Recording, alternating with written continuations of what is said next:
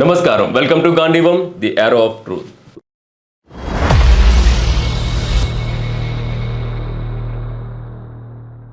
భారతదేశం అంటే ధర్మానికి నిలయం. కానీ దురదృష్టవశాత్తు ఈ దేశంలోనే సనాతన ధర్మాన్ని, హిందూ అస్తిత్వాన్ని నాశనం చేయాలని చూసే సెక్యులర్ మాఫియా వ్యవస్థాకృతంగా పాతుకుపోయింది. ఈ ముఠాకు రాజ్యాంగం అంటే గౌరవం లేదు, చట్టం అంటే భయం లేదు. కేవలం హిందూ వ్యతిరేకతను ప్రచారం చేస్తూ వ్యవస్థను తమ గుప్పెట్లో ఉంచుకోవాలనే అహంకారం మాత్రమే ఉంది. దానికి నిదర్శనమే తాజాగా సుప్రీంకోర్టులో జరిగిన ఒక ఆసక్తికరమైన ఘట్టం. హర్ష మందర్, జాన్ దయాల్, నజీబ్ జంగ్ వంటి వ్యక్తులు ఎవరైతే గత యూపీఏ ప్రభుత్వ హయాంలో సోనియా గాంధీ నేతృత్వంలోని నేషనల్ అడ్వైజరీ కౌన్సిల్లో కూర్చొని దేశ వ్యతిరేక విధానాలకు వెన్నుదన్నుగా నిలిచిన చరిత్ర ఉందో, నేడు వారు తమ సెలెక్టివ్ సెక్యులరిజం ముసుగులో దేశ అత్యున్నత న్యాయస్థానాన్ని కూడా తప్పుదోవ పట్టించాలని చూసి భంగపడ్డారు. దేశంలో కేవలం హిందూ నాయకులను, ముఖ్యంగా జాతీయవాద భావజాలం ఉన్న ముఖ్యమంత్రులను టార్గెట్ చేస్తూ వారు వేసిన పిటిషన్ చూస్తుంటే వారి లోపల ఉన్న హిందూ ద్వేషం ఎంతటిదో స్పష్టంగా అర్థమవుతుంది. యోగి ఆదిత్యనాథ్, హిమంత్ బిశ్వ శర్మ, పుష్కర్ సింగ్ ధామీ వంటి నాయకులు తమ గడ్డపై అక్రమ వలసదారులను అడ్డుకుంటే, లవ్ జిహాద్పై ఉక్కుపాదం మోపితే, సనాతన ధర్మాన్ని కాపాడుతామని శబ్దం చేస్తే ఈ మేధావుల ముఠాకు అది హేట్ స్పీచ్ లాగా కనిపించింది. కానీ ఇదే దేశంలో పట్టపగలో లక్షలాది మంది ముందు సనాతన ధర్మాన్ని డెంగ్యూ, మలేరియాతో పోల్చిన ఉదయనిధి స్టాలిన్ వ్యాఖ్యలు వీరికి వినిపించవు. హిందూ దేవీ దేవతలను అత్యంత అసభ్యకరంగా దూషించే కర్ణాటక కాంగ్రెస్ నేతలు, రామాయణాన్ని కించపరిచే సమాజ్వాదీ పార్టీ నాయకులు, హిందువుల ఊరేగింపుపై దాడులు చేసే శక్తులకు వత్తాసు పలికే టీఎంసీ నాయకులు చేస్తున్న విద్వేష ప్రసంగాలు ఈ 12 మంది పిటిషనర్ల కంటికి ఆనవు.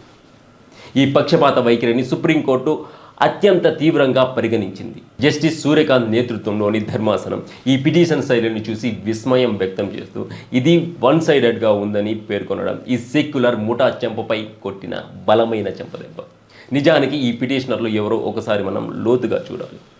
హర్ష మందర్ వంటి వ్యక్తులు ఎప్పుడు విదేశీ శక్తులతో చేతులు కలిపి భారతదేశ ప్రతిష్టను దిగజార్చడానికి ప్రయత్నిస్తుంటారు. జమియా మిలియా మాజీ వీసీ నజీబ్ జంగ్ విద్యా సంస్థలను ఏ విధంగా ఒక నిర్దిష్ట సిద్ధాంతానికి అడ్డాగా మార్చారు మనందరికీ బాగా తెలుసు.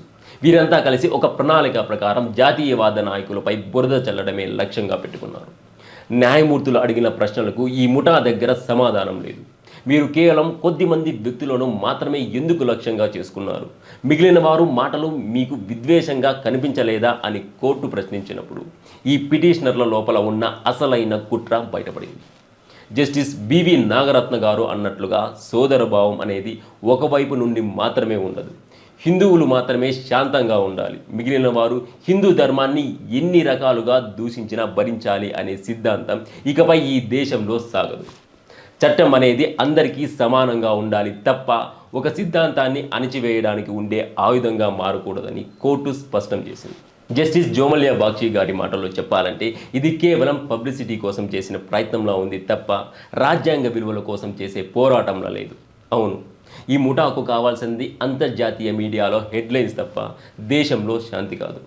ఈ పిటిషనర్ల వెనుక ఉన్న అసలు ఉద్దేశం ఏమిటంటే అంతర్జాతీయ వేదికపై భారతదేశాన్ని, హిందూ జీవన విధానాన్ని ఒక విద్వేషపూరిత సమాజంగా చిత్రీకరించడం. ఒకప్పుడు విద్యా సంస్థల్లో, రాజకీయాల్లో చక్రం తిప్పిన వీరు ఇప్పుడు తమ పట్టు కోల్పోవడంతో ఇలాంటి నీచమైన పిటిషన్ల ద్వారా జాతీయవాద నాయకుల గొంతు నొక్కాలని చూస్తున్నారు. హిమంత బిశ్వ శర్మ గారు అస్సాం అస్తిత్వం కోసం మాట్లాడుతుంటే, యోగి గారు నేరగాళ్ల గుండెల్లో నిద్రపోతుంటే, ధామీ గారు దేవభూమి పవిత్రతను కాపాడుతుంటే ఈ ముఠాకు ఎందుకంత భయం?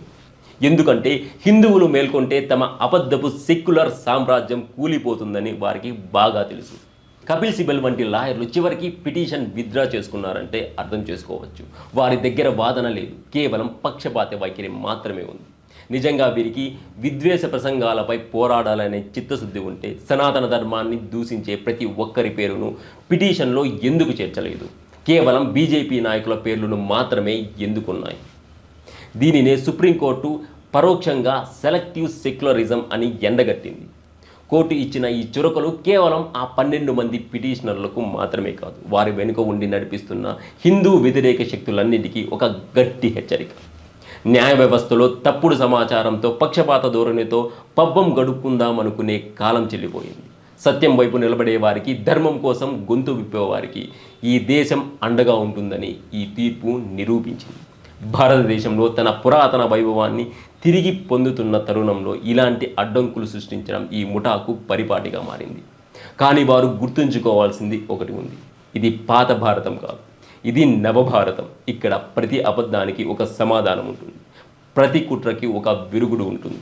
ఇక చివరిగా చెప్పాలంటే హిందూ సమాజాన్ని దోషులుగా నిలబెట్టాలని చూసే ఏ కుట్ర అయినా ఇలాగే విఫలమవుతుంది. ముసుగులో ఉన్న శత్రువుల అసలు రంగు బయటపడే రోజులు దగ్గరలోనే ఉన్నాయి. అస్సాం నుంచి ఉత్తరప్రదేశ్ వరకు, కాశ్మీర్ నుంచి కన్యాకుమారి వరకు జాతీయవాదం వెల్లువిరుస్తోంది.